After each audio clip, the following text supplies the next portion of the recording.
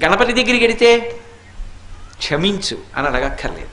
ఆయన దగ్గరికి వెడితే ఏమిటో తెలుసా, 2 చేస్తే చాలు, ప్రసన్నుడైపోతాడు. ఒకటి ఇలా ఇలా ఇలా అంటే చాలు. మిటికలు ఈ 2 కణతల మీద 3 మాటలు కొడితే ఆయనకి సంతోషం. ఇలా కూడా అనక్కర్లేదు ఆయన దగ్గరే. ఇలా కొట్టి ఈ చేతి మీద కుడి చేయి పైకొచ్చేట్టు ఎడం చేయి కిందకు ఉండేటట్టు పెట్టి కుడి చేత్తో ఈ చెవి చివరిని ఎడం చేత్తో ఈ చెవి చివరిని పట్టుకొని 3 మాటలు గుంజీలు తీస్తే ప్రసన్నుడైపోతాడు. ఏమండి మీరు చెప్తున్నారు బాగానే ఉంది, కానీ అంత పరబ్రహ్మం విఘ్నేశ్వరుడు ఆయనకి ఎందుకండి ఇలాంటివన్నీ, ఇలాంటి పిల్లల చేష్టితాలు అన్నీ చేస్తే ఏమిటండి ఆయనకి ఆ సంతోషం అని అడగచ్చు మీరు. దీని వెనక ఒక మర్మం ఉంది.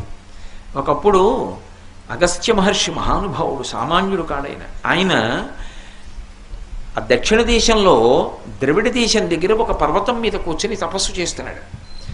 ద్రవిడ